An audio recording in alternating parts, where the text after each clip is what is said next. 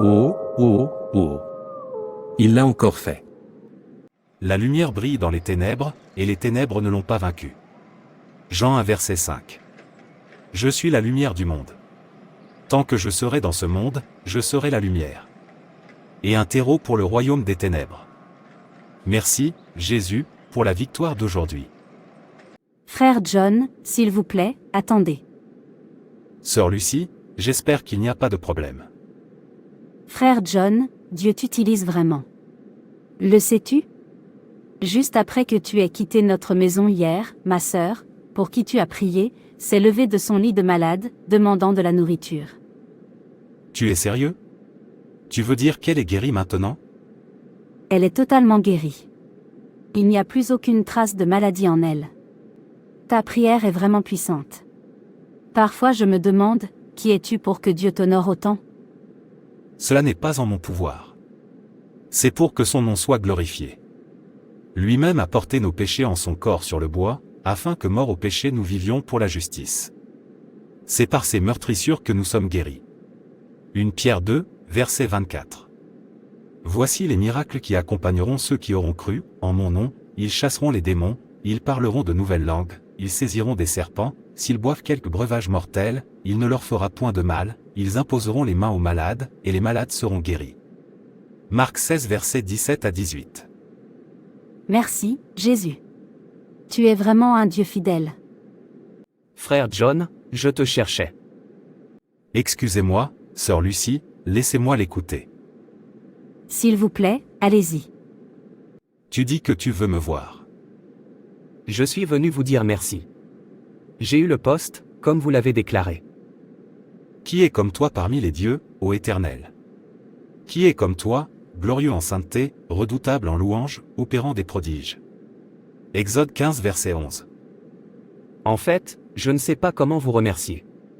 Sans vos prières, je ne pense pas que j'aurais ce travail. Savez-vous combien de travail j'ai raté jusqu'à présent? C'est l'œuvre de Dieu, et c'est merveilleux à nos yeux. Merci, Jésus. Qui pleure? Frère John, ma mère est malade. S'il vous plaît, venez et priez pour elle. Je ne veux pas la perdre. Arrêtez de pleurer, le lion de la tribu de Judée est toujours sur le trône. Il essuiera toute larme de vos yeux, et la mort ne sera plus, il n'y aura plus ni deuil, ni cri, ni douleur, car les premières choses ont disparu. Apocalypse 21 verset 4, conduisez-moi vers elle. Pas encore. Pas encore. Agents, où sont-ils? Maître. Je suis là, présent. Maître, vous nous convoquez. Regarde ce terreau qui me tourmente jour et nuit. Ma tête, ma tête. Deutéronome 7 verset 15, l'Éternel éloignera de toi toute maladie, il ne te frappera d'aucune des mauvaises maladies d'Égypte que tu connais, mais il en fera venir sur tous ceux qui te haïssent. Au nom de Jésus, je t'ordonne, toi, maladie, de quitter ce corps immédiatement. Amen. S'il vous plaît, donnez-moi quelque chose à manger. J'ai faim. Louez le Seigneur. Je le déteste. Il est une menace pour mon royaume. Je veux qu'il soit détruit. Il continue de faire échouer mes plans. Libérer ceux qui sont en ma captivité, c'est une gifle pour moi. Je n'en peux plus. Je ne peux pas continuer à le regarder ruiner mes plans. Je n'ai plus de temps. Il devrait me permettre de profiter du peu de temps qu'il me reste. Fais quelque chose. Il me fait tellement mal. Maître, arrête de pleurer, j'ai une idée et je sais qu'elle va marcher. S'il vous plaît, parlez, il m'a assez torturé, tout ce que je veux entendre, c'est tout ce qui pourrait le faire tomber. Je pense que nous devrions lui offrir des richesses. Je connais les humains, ils aiment les choses matérielles plus que leur âme. Donnez-lui des richesses et il tombera. J'ai déjà essayé ça. Je les ai laissés le nommer secrétaire financier pour qu'il soit tenté de voler, mais il n'a pas cédé. À mon avis, je pense qu'il faudrait utiliser des esprits séducteurs pour le séduire. Je suis sûr qu'il tombera dans le panneau. J'ai essayé toutes ces choses, mais il est fidèle. J'ai essayé 5 fois d'utiliser l'esprit de séduction sur lui, et 5 fois j'ai échoué. J'ai essayé 10 fois de le tenter de voler, 10 fois j'ai échoué. Il est une épine dans ma chair et dans ma gorge. Je ne suis pas heureuse, il me tourmente. Maître, mon idée de lui offrir la richesse est différente de celle que vous avez essayée, il peut échapper aux autres mais ne peut pas échapper à cela, ce que je suis sur le point d'essayer. Permettez-moi de m'en occuper, et je promets que je le ferai tomber et que je le ferai également vous vénérer avant d'en finir avec lui. S'il vous plaît, allez-y et faites tout ce qui est possible pour le faire tomber. Empêchez-le de perdre ceux qui sont en captivité. Ton souhait est mon ordre. Dieu, je suis si heureuse de la façon dont tu m'utilises. En fait, c'est un excès, qui suis-je pour que tu aies agrandi mon manteau? Regarde comme les gens courent après moi, et pour couronner le tout, sur mon ordre, ceux qui sont captifs du diable sont libérés. Oh, je suis si fier de toi, mon Dieu. Tu es vraiment adorable et mon meilleur ami. Frère John. Que la paix du Seigneur soit avec vous. Amen. Frère John. Allez-y et réussissez dans tout ce que vous entreprenez. Oui, l'opération d'aujourd'hui sera un grand succès. J'ai déclaré, et il en sera ainsi? Cher, vous êtes le bienvenu. Merci, ma chère épouse. Tu as l'air si heureux, tu as dû gagner beaucoup d'âmes pour Dieu. Ma chère, Dieu m'embarrasse dangereusement en honorant mes paroles. Sais-tu que Dieu a fait de moi son ami au point que tout ce que je dis se réalisera? Oh, je suis hautement oint. Tout le monde veut maintenant que je prie pour eux. Il n'est pas étonnant que M. Emmanuel m'ait demandé de vous dire de venir prier pour lui pour le voyage qu'il s'apprête à entreprendre, et je lui ai dit que vous n'étiez pas là, et que lorsque vous reviendrez, je vous le dirai. Très bien, je vais aller prier pour lui tout de suite afin que le voyage soit réussi. Non, chérie, il a dit qu'il voulait entreprendre un voyage et il veut que tu pries pour ce voyage. Je pense que tu devrais d'abord chercher la face de Dieu avant d'aller prier pour ce voyage. Pourquoi? Parce qu'il m'a demandé de prier pour lui. Je ne pense pas que ce soit nécessaire, il me demande simplement de prier pour lui et rien d'autre. Oui, je sais, mais chérie, souviens-toi qu'il a dit qu'il était sur le point de se lancer dans un voyage. Sais-tu en quoi consiste ce voyage? Et si ce voyage n'était pas pour la gloire de Dieu? Prierais-tu encore pour qu'il réussisse, et comment saurais-tu que ce voyage n'est pas pour la gloire de Dieu si tu ne cherches pas d'abord la face de Dieu? Qui vous a dit que son voyage n'était pas pour la gloire de Dieu? C'est pourquoi vous devez d'abord rechercher la face de Dieu avant de faire quoi que ce soit, afin qu'il dirige vos pas. Je ne sais pas ce que vous insinuez, mais ce n'est pas nécessaire. Si le voyage n'est pas pour Dieu, il n'appellera pas à la prière. Comme je l'ai dit auparavant, elle m'est donnée gratuitement, et je dois la donner gratuitement à quiconque en a besoin. Et c'est ce que je ferai. Excusez-moi. Recommande à l'Éternel tout ce que tu fais, et il accomplira tes projets. Proverbe 16 verset 3. Car nous n'avons pas à lutter contre la chair et le sang, mais contre les dominations, contre les autorités, contre les princes de ce monde de ténèbres, contre les esprits méchants dans les lieux célestes. Éphésiens 6 verset 12. Je connais mon Dieu, et il me connaît aussi.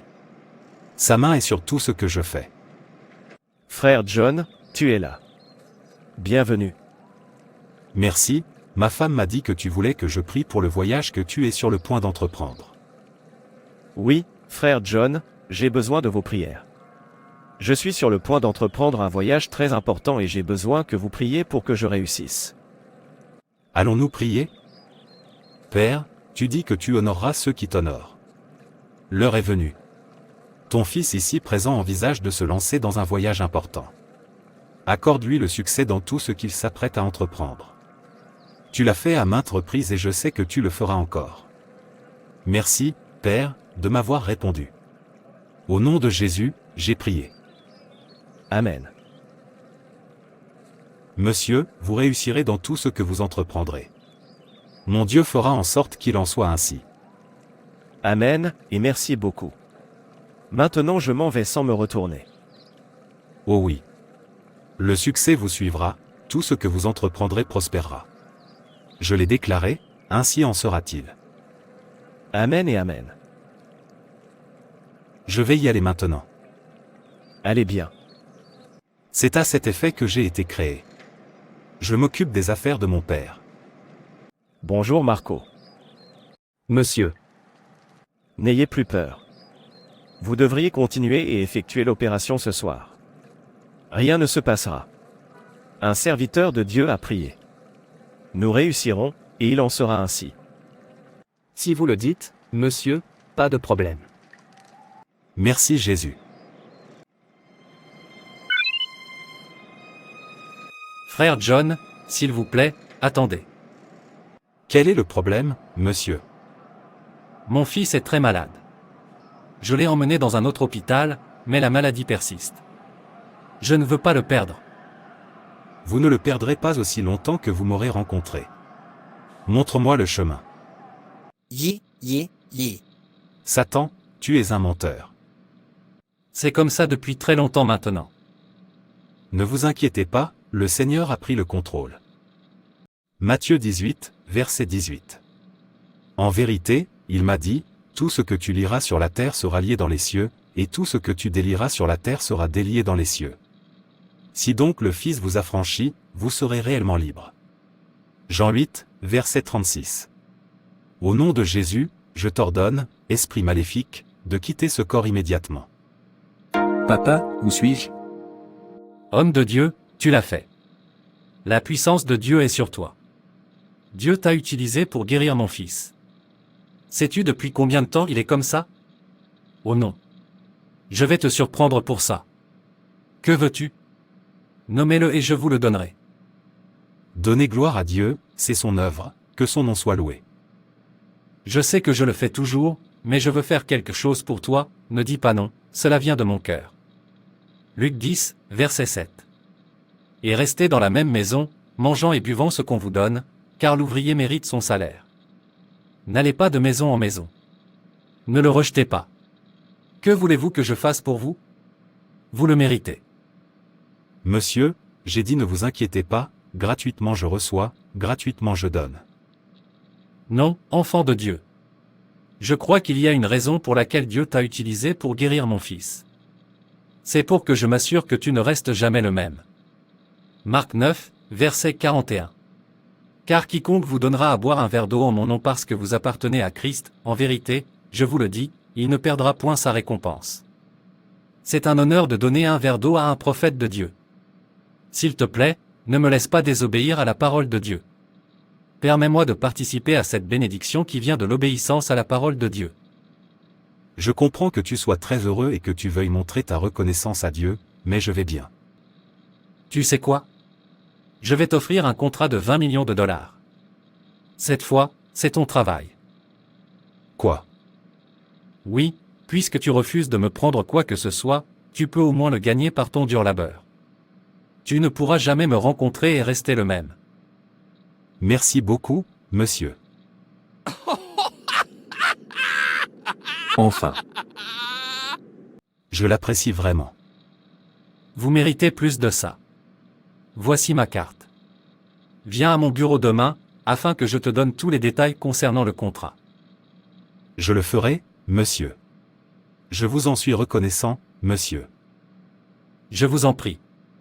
Rentrez chez vous maintenant pour pouvoir préparer demain. Je le ferai, monsieur. Dieu, tu es si bon. Que ton nom soit béni. Dieu, tu es si bon. Que ton nom soit béni. Comment s'est passée la prière? As-tu vu Monsieur Emma? Ma chère, après avoir prié pour monsieur Emma sur le chemin du retour, j'ai rencontré cet homme qui pleurait parce que son fils était malade depuis très longtemps maintenant, alors j'ai décidé de prier pour son fils, et il a obtenu sa guérison instantanément. Merci Jésus. Vous n'avez pas entendu l'histoire principale. Savez-vous que cet homme a décidé de m'offrir un contrat d'une valeur de 20 millions de dollars juste pour me montrer sa reconnaissance?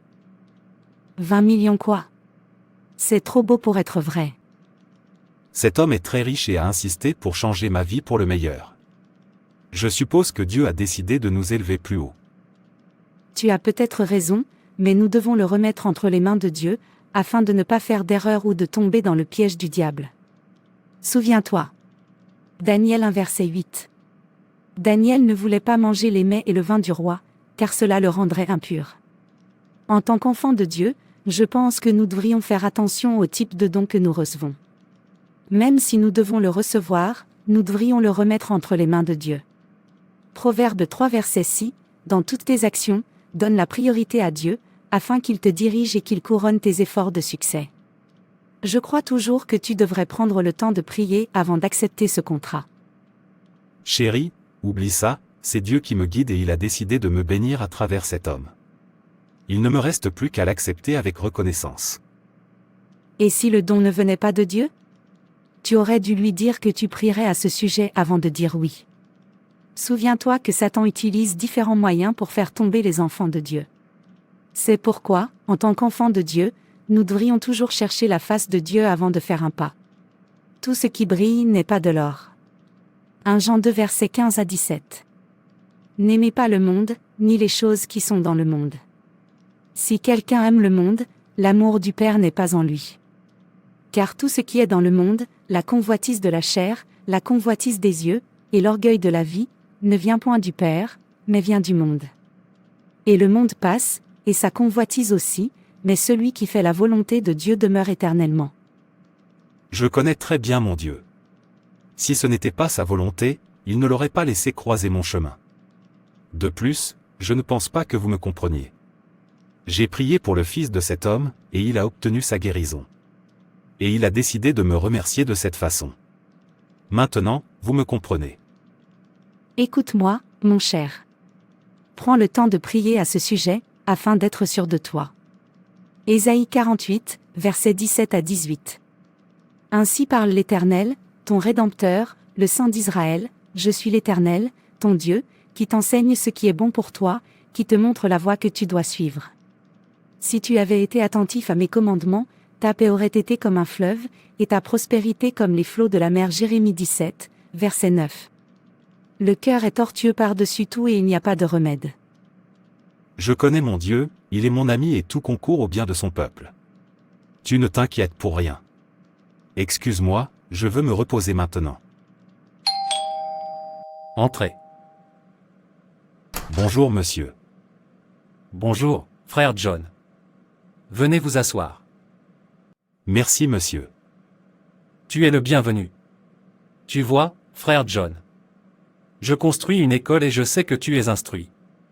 C'est pourquoi je te donne ce contrat pour terminer l'école, il ne reste plus grand-chose. Quand tu seras sur place, tu le verras toi-même. D'autres personnes qui ont fait ce travail mangent mon argent, alors je les en empêche.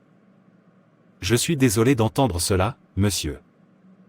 Il n'y a pas de problème, c'est ainsi que va la vie, et c'est pourquoi j'ai été très heureuse de rencontrer un enfant de Dieu dévoué comme toi. Je sais qu'avec toi qui gères et supervise tout là-bas, ce ne sera plus comme ça. Bien sûr, monsieur, je peux vous l'assurer. Alors je signerai tout de suite un chèque de 20 millions de dollars pour que vous puissiez commencer les travaux. Monsieur, vous voulez dire 20 millions d'un coup? Bien sûr, je vous fais confiance et je sais que vous tiendrez vos promesses. Ne vous inquiétez pas, mon chauffeur vous conduira sur le chantier. Si vous souhaitez que je sache quoi que ce soit d'autre, n'hésitez pas à me le faire savoir. Merci beaucoup, monsieur. Je vous suis vraiment reconnaissant. Conducteur, où es-tu? Monsieur. Emmenez frère John à la nouvelle école. Oui, monsieur. Frère John, allons-y. Ok, monsieur, je vous répondrai plus tard. Aucun problème. Enfin, il est entre mes mains. Il est temps de l'écraser. Maître, je suis très honoré de vous avoir dans mon bureau. Je vois qu'il est déjà dans notre piège. Ne perdons pas de temps à le détruire. Croyez-moi, maître, j'ai tout prévu pour le frustrer jusqu'à ce qu'il perde tout l'argent que je lui ai donné et qu'il revienne vers moi. Ensuite, je le mettrai en pièces et je m'assurerai qu'il s'incline devant vous. Je vous le promets. Merci mon fils. Je suis honoré, maître. Qu'il vienne nous troubler à nouveau. Laisse-moi voir. Je vais le frustrer jusqu'à ce qu'il s'incline devant nous. Que se passe-t-il ici? Celui à qui j'ai donné de l'argent pour travailler s'enfuit avec l'argent et abandonne le travail. Que dois-je dire à cet homme qui m'a fait tellement confiance et qui m'a donné ce contrat? Comment lui dire que l'argent que j'ai dans la main est presque fini, mais que le travail n'est pas terminé? Croira-t-il que toutes les personnes que j'ai appelées pour le travail se sont enfuies avec mon argent? Il ne le croira pas, il pensera que j'ai mangé l'argent. Je veux dire, il n'y a aucune justification ou excuse à donner pour perdre 20 millions de dollars pour un travail qui ne devrait pas coûter jusqu'à 5 millions de dollars.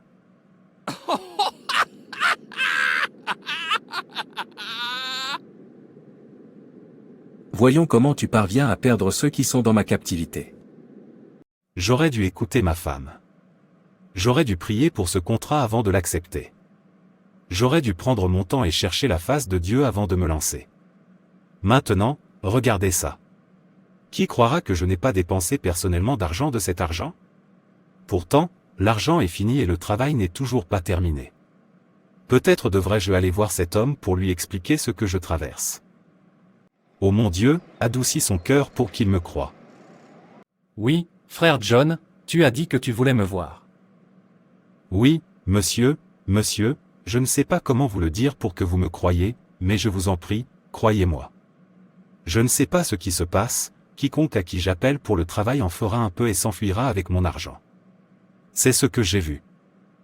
Que entendez-vous par là? Cela signifie-t-il que vous ne pouvez pas chercher de véritables travailleurs?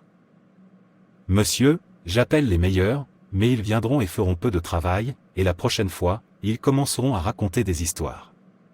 Si je les revois, avant même de m'en rendre compte, je ne les verrai plus. Et j'appellerai un autre de la même manière. Cette histoire est pour les bébés. Pourquoi devriez-vous les payer tout de suite alors qu'ils n'ont pas fait le travail? Est-ce parce que je vous ai payé tout de suite alors que vous n'avez pas fait le travail simplement parce que je vous ai fait confiance? Votre bon sens ne peut-il pas vous dire qu'ils devraient travailler avant que vous les payiez? Monsieur, je ne les paie pas tout de suite. Ils me demandent de leur verser la moitié de l'argent pour qu'ils puissent se procurer les choses dont ils ont besoin pour commencer le travail, et je ne peux pas dire non, car c'est comme ça que ça se passe, et une fois que je leur donne l'argent, ils viennent travailler une journée. Le lendemain, je ne les vois plus. C'est ce que je vois.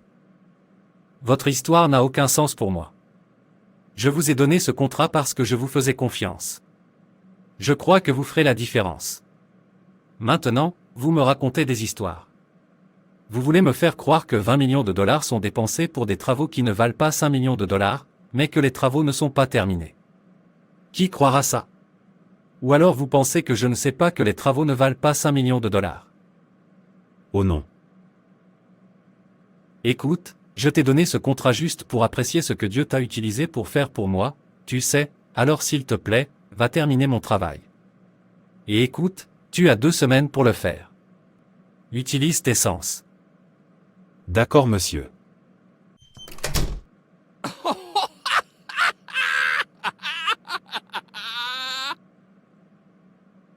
Vous n'avez rien vu. À qui vais-je m'adresser pour me croire? Pourquoi n'ai-je pas refusé ce contrat?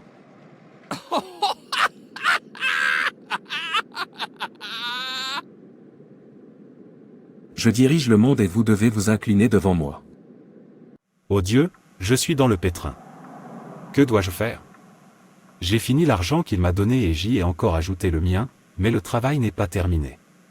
Le peu d'argent que j'ai en main ne peut même pas me servir à quoi que ce soit. Oh!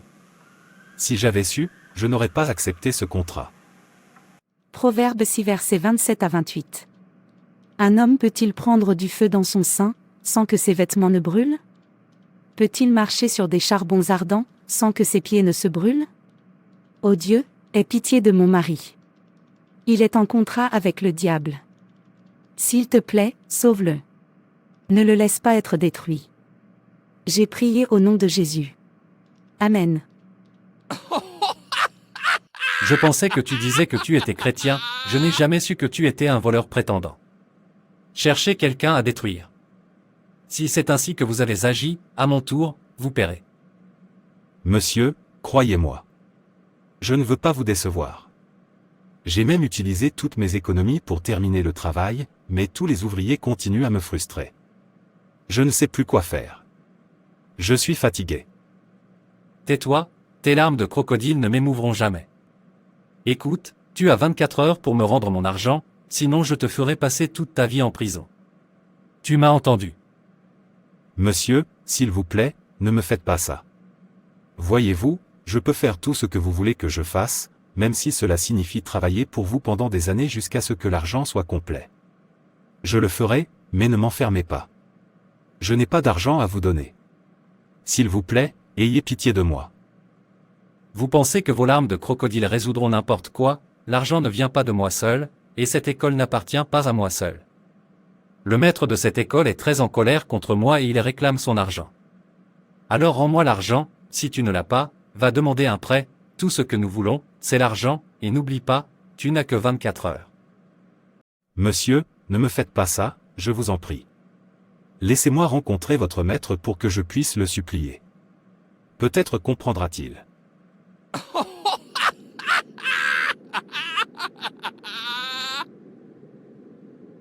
Bien sûr, vous ne vous contenterez pas de me supplier, vous vous inclinerez devant moi. D'où puis-je trouver autant d'argent? Qui acceptera de me prêter autant d'argent? Je suis fini.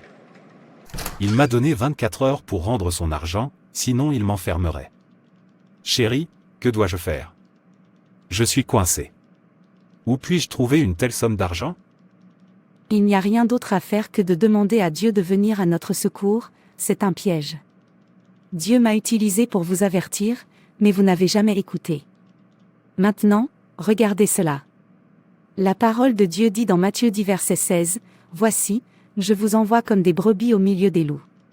Soyez donc prudents comme les serpents et simples comme les colombes. » Nous sommes des brebis dans ce monde méchant. Par conséquent, nous devons être sages dans nos décisions, et être sages, c'est mettre Dieu en premier. Nous devons laisser Dieu nous diriger dans tout ce que nous faisons. Il n'y a pas de limite à la prière.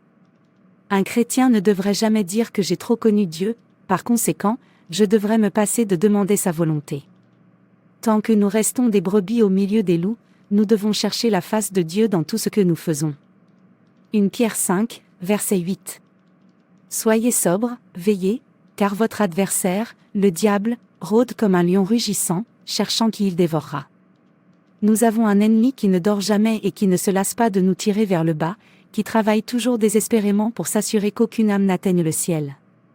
Pour cette raison, nous ne devrions jamais compter sur notre propre sagesse ou notre propre compréhension, car elles peuvent nous faire défaut, mais avec Dieu toujours aux commandes de ce que nous faisons, nous ne pouvons jamais tomber. Proverbe 2 versets 6 à 9. Car l'Éternel donne la sagesse, de sa bouche sortent la connaissance et l'intelligence, il réserve le salut aux hommes droits, il est un bouclier pour ceux qui marchent dans l'intégrité, il garde les sentiers de la justice, il surveille la voie de ses fidèles. Tu as raison, j'aurais aimé t'écouter. Prions. Le lion de la tribu de Judée est toujours sur le trône. Jeûnons et prions. S'il vous plaît, commençons immédiatement. Maître, j'ai accompli ma mission, il est maintenant enfermé dans notre piège, implorant de vous voir. Quand dois-je l'amener à se prosterner devant vous?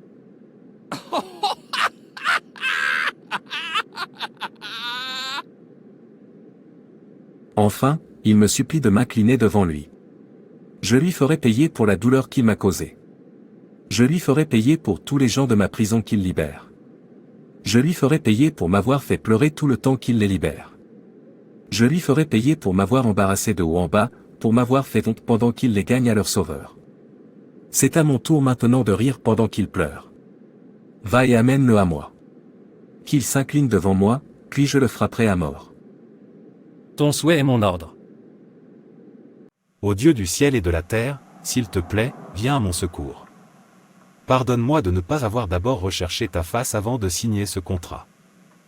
Ô Père, sauve mon mari, sauve mon mariage. Nous ne pouvons pas nous passer de toi, nous avons appris notre leçon. S'il te plaît, pardonne-nous et aide-nous. Ô mon Dieu, détruis tous les plans du diable dans ma vie. Au nom de Jésus. Je pense qu'ils sont ici, il a dit 24 heures. Au nom de Jésus, je disperse tous les plans du diable dans la vie de mon mari, ils ne réussiront jamais. Cher, je crois qu'il est là, il a dit 24 heures, et c'est fait. J'ai entendu quelqu'un frapper. N'ayez pas peur, Dieu est avec vous. Il se battra pour vous. Amen. Amen. Où est ce criminel? Pense-t-il que je plaisante quand j'ai dit 24 heures? Bienvenue monsieur. Où est mon argent? Pourquoi ne me l'as-tu pas rendu? Tu me prends pour un imbécile. Tu crois que tu peux manger mon argent et t'en aller. Pour ton information, mon maître attend son argent, et il ne veut pas d'histoire. Monsieur, je vous en prie, je ferai tout ce que vous me demanderez. Aidez-moi à plaider auprès de votre maître. Je n'ai pas mangé l'argent. Que Dieu m'en soit témoin. Je ne sais pas ce qui s'est passé lorsque l'argent a disparu avec ceux que j'avais appelés pour travailler. Vous savez ce que vous devez expliquer vous-même à mon maître, s'il veut vous écouter, très bien, sinon, laissez-le faire ce qu'il veut. Je ferai tout ce qu'il me demandera de faire. S'il vous plaît, emmenez-moi à lui. Suivez-moi et écoutez, quand tu seras là-bas, obéis à ce qu'il te dit. C'est la seule façon pour toi d'être libre. Pas de problème, monsieur, je vais faire exactement cela. Même si cela signifie travailler pour lui comme son serviteur toute ma vie, j'accepterai. Bien sûr que tu le feras. Laisse-nous partir. Au nom de Jésus, j'ordonne à tous les pièges que le diable a utilisés pour emprisonner mon mari de se disperser. Je libère mon mari des chaînes du diable et je le libère de leur captivité au nom de Jésus. Voici mon maître, n'oublie pas de faire ce qu'il dit si tu veux être libre, maintenant va à sa rencontre. D'accord, monsieur. Que les plans cachés du diable soient exposés et annulés. Que leurs pièges les attrapent. Qu'ils tombent dans la fosse qu'ils creusent pour mon mari. Au nom de Jésus. Quel est cet endroit? Salut. Inclinez-vous devant moi. Quoi? Voulez-vous que votre dette soit effacée? Inclinez-vous devant moi. Ô Dieu, lève-toi et donne du pouvoir à mon mari. Qu'il sorte victorieux au nom de Jésus. Je dis, inclinez-vous devant moi, et je vous pardonnerai votre dette, et je vous donnerai encore plus de richesses. Non, je ne m'inclinerai que devant Jésus, aucun autre. Alors je te consumerai avec ma fureur. Vous paierez. Le sang de Jésus. Au nom, au nom. Non, non. Merci, Jésus, je suis libre. Je n'arrive pas à y croire, c'est un piège. Cher, Dieu m'a libéré des plans du diable.